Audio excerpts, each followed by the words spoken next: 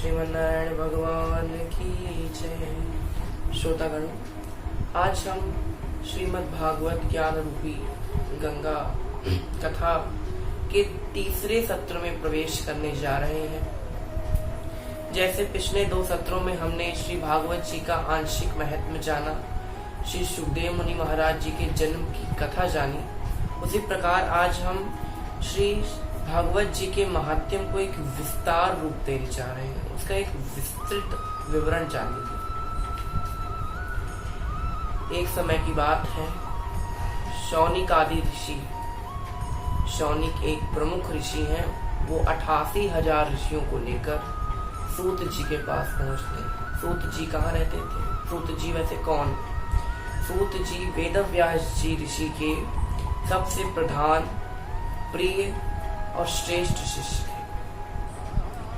वेदव्यास जी ने उन्हें 18 पुराण, 4 वेद, 6 ग्रंथ सब कुछ सुनाकर रखा हुआ था। तो वहां पर 88,000 ऋषि सूत जी के पास आते हैं। यहाँ सूत जी पूछते हैं, महाराज यहाँ आने का क्या कारण है आपके? तो शौनिक ऋषि, अब शौनिक ऋषि जो है वो मुख्य ऋषि है और जो 88,000 है वो उनके साथ आए हुए हैं। तो हम जो शौनिक आदि कहेंगे सबको, क्योंकि हम सबका नाम नहीं ले सकते हैं, 88,000 है, सबका नाम नहीं ले सकते, तो हम शौनिक एंड आदि, शौनकादि करके हम इन्हें संबोधित करेंगे। ठीक है, तो यहाँ पे शौनकादि ऋषि आते हैं महाराज, और यहाँ पे सूत जी से कहते हैं, महाराज हमें एक ऐसी कथा, ऐसी सार गर्भित कथा कहिए जिससे कुछ समय में ही, कम समय में ज्यादा कल्याण हो। ऐसी कथा कहिए जिससे मनुष्य के मन में, हमारे मन में, सबके मन में श्रीमन्नारायण भगवान श्री कृष्ण की लीलाओं एवं उनके चरित्र के बारे में भक्ति उत्पन्न हो जाए। अच्छा, यहाँ पे सूत जी पूछते हैं, महाराज आपने तो बड़ा अच्छा प्रयोजन लेकर आए हैं, जन कल्याण की भावना है आपके इस प्रयोजन में। ये प्रयोजन आपको आया कहाँ से आपने ऐसा सूझा कैसे आपको? यहाँ शौनिक ऋषि बताते हैं, महाराज यहाँ कलयुग आने वाला, कलयुग में मनुष्य धर्म को त्याग देगा, वैराग्य त्याग देगा, तपस्या नहीं करेगा। तो जब वो नाना प्रकार की योनियों में जन्म लेकर पाप कर्मों को करेगा, तब उसका कल्याण किस प्रकार होगा, कम समय में ज्यादा कल्याण हो, ऐसी कोई कथा, ऐसा कोई विधान, ऐसा कोई व्रत हमसे कही। तो ये सब सुनकर सूत जी ने कहा, महाराज आप बड़े अच्छे प्रयोजन से आए हैं, जन कल्याण के लिए आए हैं, तो मैं आपको वही कथा कहूंगा जो मेरे गुरु श्री वेदव्यास जी ने मुझसे कही थी। ये कथा सुखदेव मुनि महाराज जी ने राजा परीक्षित को सुनाई थी। ये बात हमारा 3 सत्रों से कह रहे हैं। सुखदेव मुनि महाराज और राजा परीक्षित, ये मुख्य जो है कैरेक्टर्स हैं इस कहानी के। परीक्षित जो है वो श्रोता है, सुनने वाले हैं कथा को, और सुखदेव मुनि महाराज जी कहने वाले। तो यहाँ सुखदेव मुनि महाराज जी ने मनुष्यों को अंधकार, अज्ञान रूपी अंधकार के अघासुर के मुख से निकलने का जो एक मार्ग बताया, बहुत सुगम मार्ग है, बहुत सरल मार्ग है, वो है श्रीमद् भागवत का श्रवण करना। अच्छा महाराज, जब ये कथा सुनकर राजा परीक्षित मोक्ष को प्राप्त हुए तो ब्रह्मा जी को बड़ा आश्चर्य हुआ कि अरे ये कथा में ऐसा क्या है भैया कि बिना तपस्या किए 7 दिन के अंदर ही राजा को मोक्ष मिल गया। तो वो सतलोक में, सत्यलोक उनका लोक था, ब्रह्मलोक भी कहते हैं, वहां उन्होंने एक दिव्य तराजू बांधा। तो एक दिव्य तराजू बांधा, उस तराजू में एक तरफ सारे ग्रंथ, शास्त्र, वेद सब कुछ रखते हैं, बड़े बड़े द्रव्य रखते हैं, बड़ी बड़ी शक्तियां रखते हैं, बड़े बड़े अस्त्र रखते हैं, और एक पल्ले में श्रीमन्नारायण की मुखारबिंद से बोली गई श्रीमद् भागवत को रखते हैं। तो यहाँ पे श्रीमद् भागवत जैसे ही रखते हैं वैसे ही सारे वो जो दूसरा पड़ला था ना वो उठ जाता है। श्रीमद् भागवत का पड़ला भारी रहता है। वो यहाँ जितने ऋषि थे वो सब जान जाते हैं कि अगर मोक्ष का कोई सुगम मार्ग है तो वो है श्रीमद् भागवत सप्ताह पारण। सप्ताह पारण 7 दिन की कथा होती है, महीना पारण माह की कथा, ऋतु पारण 2 महीने की कथा। तो पारण अपने हिसाब से कर सकते हैं। 1 दिन की कथा होती है, 2 दिन की, 3 दिन की, 4, 5, 6, 7, 8, 9, 10, 11, 12, 13, 14, 15, यानी 15 यानी एक पक्ष हो गया। फिर 16, 17, 18, 19, 20, 21, 22, 23, 24, 25, 26, 27, 28, 29, 30, यहाँ 1 महीने की कथा हो गई, महापारण। ठीक है। फिर एक ऋतु भर, मान लीजिए वसंत में करना तो फिर वसंत में कीजिए, शरद में करना शरद में कीजिए, यानी 2 महीने की कथा। तो कथा के पारण की विधियां अलग अलग हैं, लेकिन जो सुगम मार्ग है वो है सप्ताह पारण, क्योंकि 1 दिन में भी कथा कोई नहीं समझ सकता, तो 3 दिन में, लेकिन वो हफ्ते भर में आपको कथा समझ में आ जाएगी, इसलिए सप्ताह पारण की विधि बताई गई। अच्छा महाराज, अब यहाँ पे शौनिक ऋषि पूछते हैं सूत जी से कि महाराज ये सप्ताह पारण की विधि सबसे पहले किसने किससे कही थी?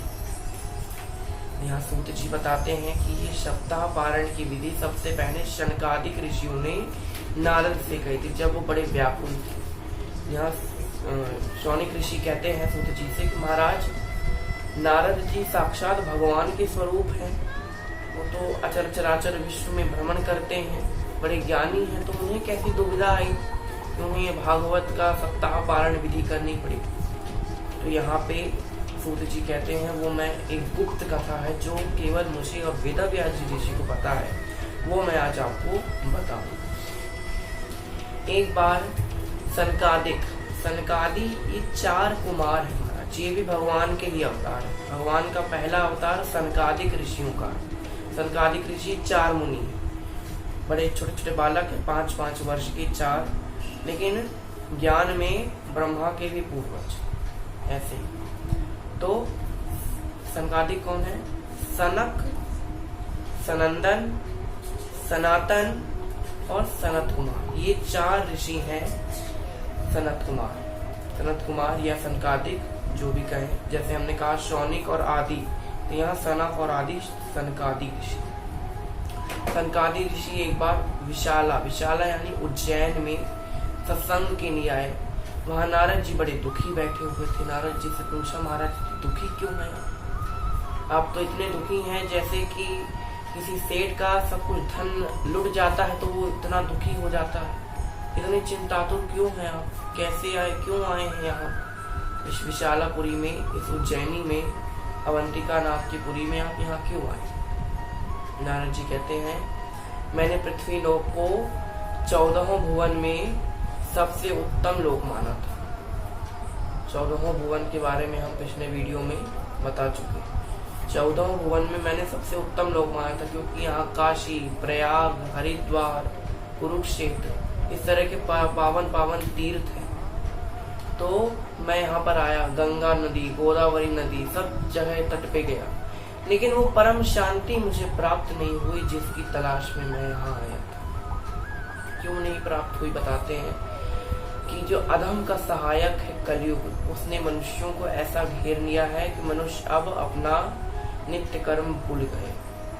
मनुष्य सत्य अहिंसा के मार्ग पर अब नहीं चलते, शौच नहीं करते। शौच मतलब बाहरी और भीतरी शुद्धि नहीं करते। वो केवल अपना पेट पाल रहे हैं, केवल भोजन बना रहे हैं, संतान उत्पन्न कर रहे हैं, आदि आदि कार्य कर रहे हैं। भगवान में उनका मन नहीं लग रहा। तो इस बात से दुखी होकर मैं अन्य क्षेत्र में घूम रहा था। तभी मैं वृंदावन गया, जहाँ भगवान ने यमुना के तट पर अनेक लीलाएं की। वहां मैं गया, मुझे लगा वहां मुझे शांति प्राप्त हो। वहां मैंने एक अचरज की बात देखी। अचरज क्या देखा उन्होंने कि एक नवयुवती स्त्री, बड़ी सुंदर स्त्री है जो बहुत रो रही है। उनके सामने 2 वृद्ध पुरुष पड़े हुए हैं। कभी उनको जगाने का प्रयत्न करती तो कभी उन पर रोती। उनके आसपास कई स्त्रियां पंखा झल रही थी, पंखा धोंक रही थी। अच्छा, अब यहाँ पे उस स्त्री ने मुझे दूर से देख लिया। नारद जी बताते हैं सनकादिक ऋषि से कि उस स्त्री ने मुझे दूर से देख लिया। उसने मुझे अपने पास बुलाया कहा कि नारद जी, महात्मा जी, बड़े भाग्य हमारे जो आप हमारे घर पधारे।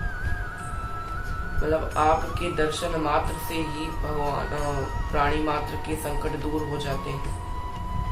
मैं चाहती हूँ आप भी मेरे संकटों का निवारण करें। तो पहले तो नारद जी ने कहा कि देवी आप हैं कौन? तो उस देवी ने कहा कि मैं भक्ति।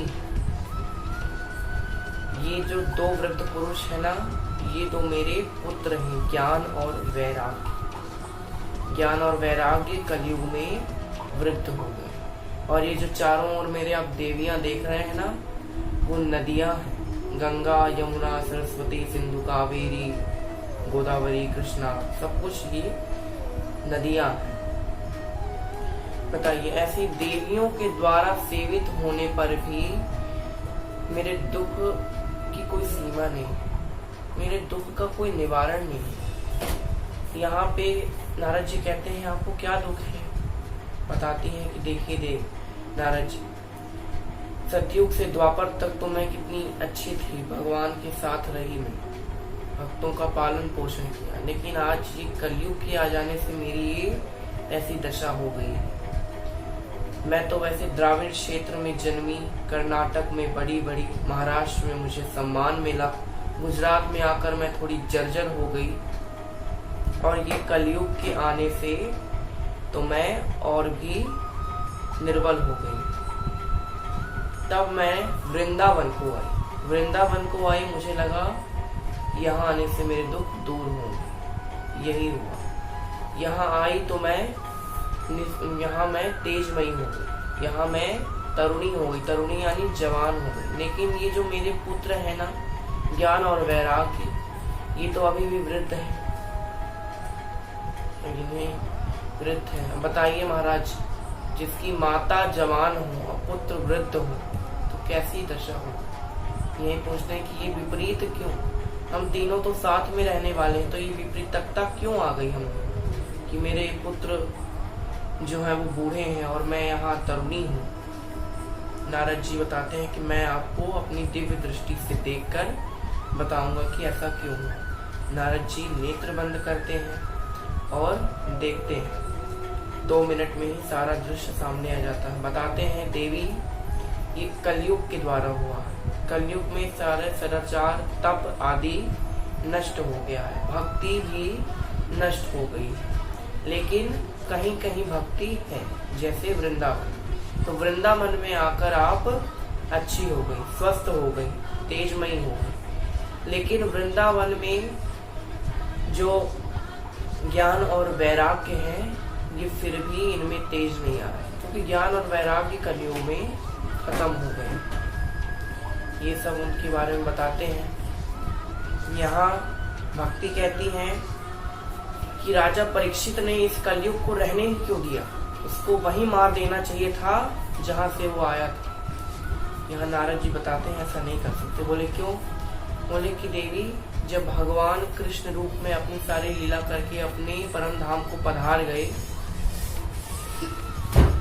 जब अपने परम धाम को श्री भगवान पधार गए, तब ये कलयुग आया। तब इस कलयुग ने पृथ्वी पर आक्रमण किया, यानी आ गया।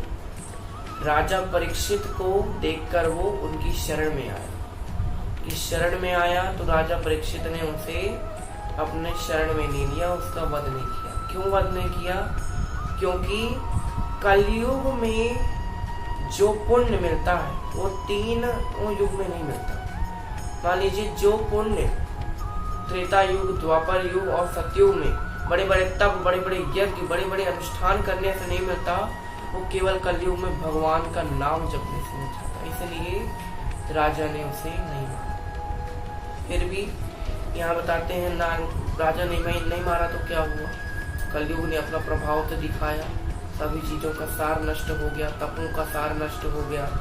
यहाँ ब्राह्मण अपना कार्य नहीं कर रहे हैं, ब्राह्मण ज्ञान नहीं बांटते, यहाँ व्यायाम नहीं करते, केवल अन्न आदि खाते रहते हैं। ये सब बताया हूँ। फिर यहाँ नारद जी और बताते हैं। नारद जी कहते हैं देवी, आप चिंतित ना हो। आपको तो चिंतातुर होना ही नहीं चाहिए, क्योंकि आपको तो स्वयं श्रीमन नारायण ने मनुष्यों के कल्याण के लिए रचा। आप उनकी शरण में जाइए, आप उनका नित्य मनन कीजिए। भगवान अपने धाम जरूर गए, लेकिन हमें छोड़कर नहीं गए। भगवान जब जब भक्त ने बुलाया है, भगवान जरूर आते हैं। और केवल सतयुग, त्रेता और द्वापर युग की बात नहीं, कलयुग में भी आते हैं। वो अगली कथाओं में मैं आपको बताऊंगा। जैसे रसखान जी, मीराबाई, तुलसीदास जी, एक बूढ़ी औरत थी, ये सब कलयुग में ही, तो इनके पास ही भगवान आए। तो भगवान हमें छोड़कर नहीं गए, केवल इस धरती को छोड़कर गए, हमें छोड़कर नहीं गए।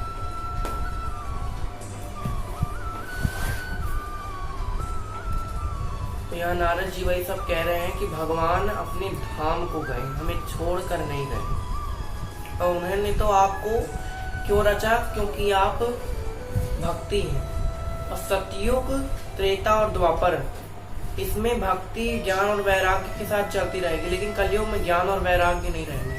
केवल भक्ति के मार्ग से ही मनुष्य हरिपद को प्राप्त कर पाएगा। इसीलिए उन्होंने भक्ति को रचा। एक बार आपने भक्ति में भगवान से पूछा, भगवान मेरा क्या कार्य है, आपने मुझे क्यों रचा?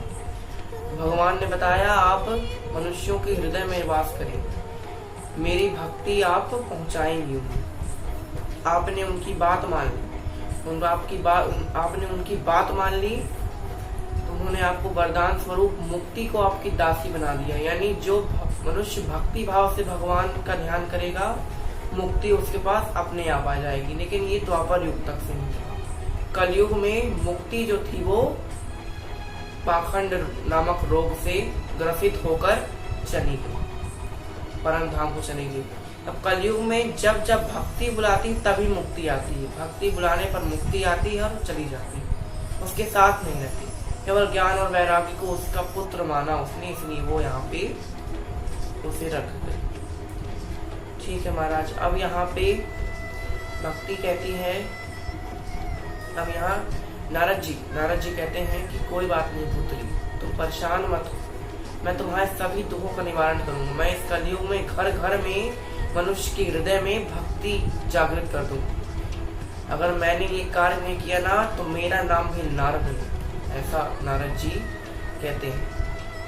क्या कहते हैं नारद जी? अब यहाँ भक्ति का थोड़ा सा महत्व बता रहे हैं। मैं तो क्या बता रहे हैं कि भगवान बड़े बड़े तप, बड़े बड़े यज्ञ से भी उसने खुश नहीं होते जितने भक्ति के वश में आकर हो जाते हैं। जिस मनुष्य के अंदर कलयुग में भक्ति नहीं है, उसके अंदर कुछ नहीं। ये सब बताते हुए नारद जी भक्ति की बहुत प्रशंसा करते हैं। यहाँ भक्ति कहती है, महाराज आपने मेरी तो प्रशंसा करके मेरे तो दुख का निवारण कर दिया, लेकिन ये मेरे पुत्र जो हैं वो तो अभी भी चिरनिद्रा में, इनका कुछ करिए। यहाँ नारद जी कहते हैं ठीक है, इनको मैं वेद आदि मंत्र सुनाता हूँ, इससे ये उठ जाए। यहाँ नारद जी वेदों की ऋचाएं सुनाते हैं, वेदांत सुनाते हैं, गीता सुनाते हैं, धर्म क्षेत्र, कुरुक्षेत्र, सामवेद, अयोध्या, मामका, पांडवा, शैव, किम कुरुवत, संजय आदि सब पूरी गीता सुना देते हैं, बड़े बड़े शास्त्र सुना देते हैं, लेकिन ज्ञान और वैराग्य नहीं उठते। यहाँ नारद जी भगवान का ध्यान करते हैं कि भगवान कुछ कीजिए। तो आकाशवाणी होती है, महाराज आप चिंतित ना हो, एक बहुत सुगम साधन है जो आपको कुछ मुनि बताएंगे, उसको आप करें तो ये भक्ति, ज्ञान और वैराग्य का दुख दूर हो जाएगा। नारद जी कहते हैं मुझे तो ये समझ नहीं आया कि आकाशवाणी क्या हुई, बड़ी रहस्यमयी आकाशवाणी हुई कि कोई संत आपको बताएंगे, क्या बताएंगे ये भी नहीं बताया, कब आएंगे। तो उन संतों की खोज में नारद जी निकल पड़ते हैं, ज्ञान वैराग्य को छोड़कर चल पड़ते हैं, निकल पड़ते हैं। यहाँ पे कई ऋषियों से पूछते हैं सब बारे में, ज्ञान वैराग्य को क्या करें। तो कई ऋषि बोलते हैं कि भाई जब गीता और वेद से नहीं उठे और नारद जी नहीं उठा पाए तो कौन उठाएगा। ऐसी बातें हुई। अब नारद जी तपस्या करने पे आए कि अब मैं तपस्या करूंगा और उन ऋषियों को ढूंढूंगा। जैसे तपस्या करने के लिए बैठते हैं, वैसे ही 4 मुनि कुमार सनकादिक प्रकट हो जाते हैं। सनकादिक को देखकर नारद जी बहुत खुश होते हैं, उनसे अपनी सारी व्यथा बताते हैं, उनकी स्तुति करते हैं। तब यहाँ सनकादिक कहते हैं महाराज, भक्ति ज्ञान और वैराग्य की अगर आपको दुख दूर करने हैं तो एक ही मार्ग है। क्या मार्ग है वो?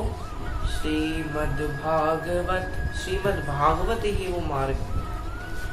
अब यहाँ नारद जी कहते हैं महाराज, मैंने तो बड़े बड़े वेद और वेदांत सुनाए, मतलब वेदों से ही बनी है ना श्रीमद् भागवत, तो वेदों को सुनाए, गीता सुनाए, तो नहीं उठे, तो यहाँ सार से क्या होगा? तो उन्होंने बताया कि हे नारद, जैसे कि जो रस होता है ना पेड़ के सभी तने पत्ती जड़ सब में होता है, लेकिन हम उस समय उसका स्वाद नहीं ले सकते। जब वो एक फल के रूप में आता है तब हम उसका स्वाद ले सकते हैं। उसी तरह ये जो वेद आदि के तुमने मंत्र तो ऋचाएं तो बताई, लेकिन जब तक ये एक सार रूप में नहीं आ जाते, श्रीमद् भागवत में नहीं एकत्र हो जाते, तब तक इनका कोई अर्थ नहीं। अब यहाँ पे बताते हैं, श्रीमद् भागवत की बहुत प्रशंसा करते हैं। यहाँ नारद जी कहते हैं, आप मुझे श्रीमद् भागवत सप्ताह पारण बताइए। अब यहाँ पूछते हैं नारद जी कि अच्छा महाराज जी, यज्ञ मैं कहाँ करूँ, कैसे करूँ, कब करूँ? तो यहाँ बताते हैं कि हरिद्वार में एक आनंद घाट है, उस आनंद घाट में आप इस यज्ञ को कीजिए, क्योंकि वही कलयुग में एक ऐसा क्षेत्र है जहाँ पे अभी भी भक्ति है, अभी भी ऋषि मुनि वहाँ रहते हैं, पेड़ पौधे जीवित हैं। अच्छी बात है। यहाँ नारद जी और सनकादि मुनि आनंद घाट पर आते हैं। यहाँ पूरे लोक में पता चलता है, ढिंडोरा पिट जाता है तीनों लोक में कि सनकादि ऋषि श्रीमद् भागवत सुनाने लगते हैं। अब तो बिल्कुल देव गण, ऋषि मुनि, ऋषि सप्तऋषि कौन कौन? मरीचि, अत्रि, अंगीरा, पुलह, पुलस्त्य, क्रतु, वशिष्ठ, भृगु आदि सभी ऋषि आते हैं। यहाँ बड़ी बड़ी नदियां गंगा, यमुना, सरस्वती, कावेरी, सिंधु तीर्थ स्थल आते हैं। कुरुक्षेत्र और गोदावरी नदी का तट आता है, और क्या क्या आते हैं? काशी, हरिद्वार, प्रयाग, ऐसे ऐसे क्षेत्र आते हैं। सब मनुष्य रूप धारण करके, वेद वेदांत पुराण उपनिषद सब मनुष्य रूप धारण करके आते हैं। बड़े बड़े मंत्र मनुष्य रूप धारण करके आते हैं। यहाँ भगवान सनकादिक मुनि नारद जी को श्रीमद् भागवत सुनाना प्रारंभ करते हैं। क्या कहते हैं? ये कथा सर्वप्रथम वेद व्यास जी ने आपके ही कहने पर लिखी। नारद जी के कहने पर ही वेद व्यास जी ने कथा को लिखा। इस कथा में 12 स्कंद हैं। 12 स्कंदों में भगवान की अलग अलग लीलाओं का वर्णन है। अब यहाँ जो पहले दिन मैंने थोड़ा सा महात्म्य अंश बताया था ना, वही यहाँ बताते हैं। क्या बताते हैं कि कलयुग में जिस घर में भागवत है ना, वहाँ साक्षात भगवान रहते हैं, अपने पार्षदों के साथ निवास करते हैं। और जिस घर में भागवत नहीं है, उस घर में यमराज का निरंतर वास रहता है। और क्या क्या बताते हैं कि जितने दिन तक मनुष्य अपने घर में भागवत को रखता है, उतने दिन तक उसके पितर दूध, दही, घी, मीठा पानी पीते। अगर कोई मनुष्य नित्य पाठ नहीं कर सकता भागवत का, तो वो एक श्लोक पढ़ ले, एक श्लोक से आधा श्लोक, आधे से 1/4 श्लोक पढ़ ले, उससे भी उसका कल्याण हो जाना है। जहाँ श्रीमद् भागवत है, वहाँ बड़ी बड़ी नदियां रहती हैं, बड़े बड़े क्षेत्र रहते हैं, बड़े बड़े तीर्थ स्थल वास करते हैं। ये सब बताते हुए वो श्रीमद् भागवत की सप्ताह पारण की विधि बताते हैं। अब यहाँ सप्ताह पारण की विधि का महत्व क्या है? नारद जी पूछते महाराज कब करनी चाहिए कथा? यहाँ बताते हैं वैसे तो श्रीमद् भागवत कभी भी कर सकते हैं और कभी भी सुन सकते हैं। चाहे तो आप रोज सुने, रोज, लेकिन कथा अगर आप सुन रहे हैं या कर रहे हैं या पढ़ रहे हैं, तो आपको अपनी मन, वाणी और वचन को शुद्ध रखना पड़ेगा। और कलयुग में मनुष्य ज्यादा दिन तक ये काम नहीं कर पाएगा, इसलिए कम समय में ज्यादा पुण्य मिले। मैंने पहले बताया कम समय में ज्यादा पुण्य मिले, इसलिए श्रीमद् भागवत 7 दिन में ही सारा पुण्य आपको प्राप्त करा देती। इसलिए सप्ताह पारण की विधि बताते, सप्ताह पारण आदि की विधि बताते हैं। यहाँ सप्ताह पारण की विधि बता ही रहे थे कि यहाँ एक नव युवती आती, वो देखते हैं, वो तो भक्ति देवी थी, उसके साथ 2 इतने सुंदर सुंदर पुरुष आते हैं। तो कौन थे? ज्ञान और वैराग। कथा सुनते ही उनके मन में, उनके अंदर तेज आ गए यहाँ। और वो क्या गाते गाते आ रहे हैं कि श्री कृष्ण गोविंद हरे मुरारी, हे नाथ नारायण वासुदेवा। श्री कृष्ण गोविंद हरे मुरारी, हे नाथ नारायण वासुदेव। तो ये सब इस तरह की कीर्तन करके आ रहे हैं। आइए महाराज हम भी उस कीर्तन को करते हैं।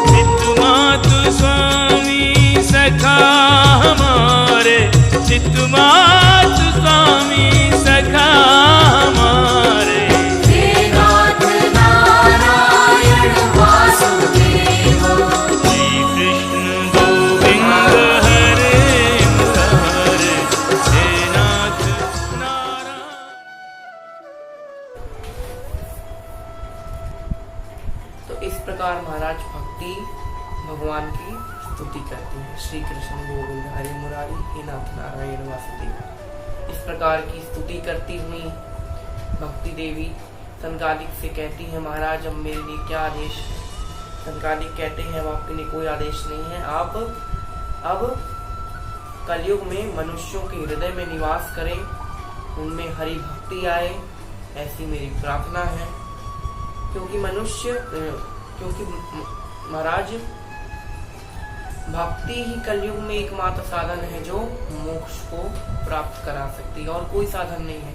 कोई तपस्या कर सकता है, न बड़े बड़े यज्ञ कर सकता है। तो यहाँ पे सनकादिक हमें सप्ताह पारण की विधि बताते हैं। विधि नहीं बता रहे, थोड़ा सा महत्व बताएं। विधि तो अगले में बताएं विधि। तो इस प्रकार आज की कथा यहीं पे विराम होती है। आप सभी का बहुत बहुत धन्यवाद। श्री भागवत भगवान की है आरती, पापियों को पाप से है तारती। भागवत भगवान की है आरती, पापियों को पाप से है तारती। पापियों को पाप से है तारती। पापियों को पाप से है तारती।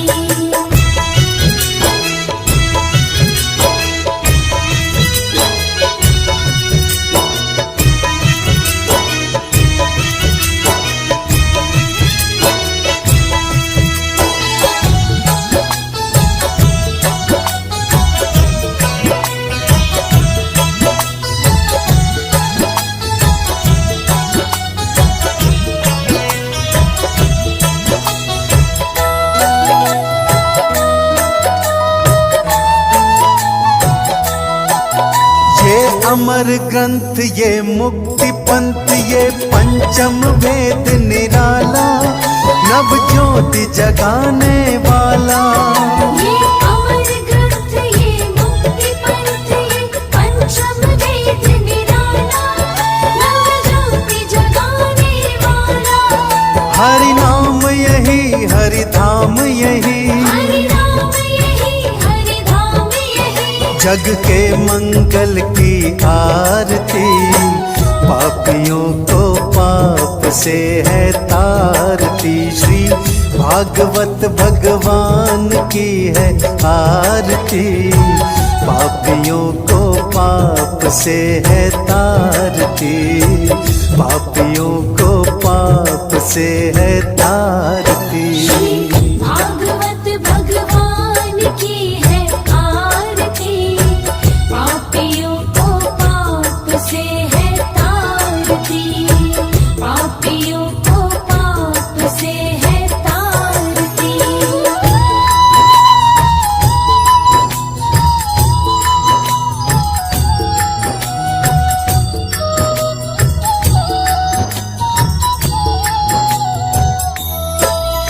ये शांति गीत पावन पुनीत हर कष्ट मिटाने वाला, सब दर्श कराने वाला।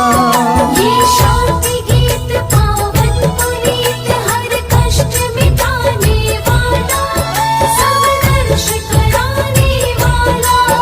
ये सुख करनी ये दुख हरनी, ये सुख करनी ये दुख हरनी। श्री मधुसूदन की आरती, पापियों को पाप से है तारती। श्री भागवत भगवान की है आरती, पापियों को पाप से है तारती।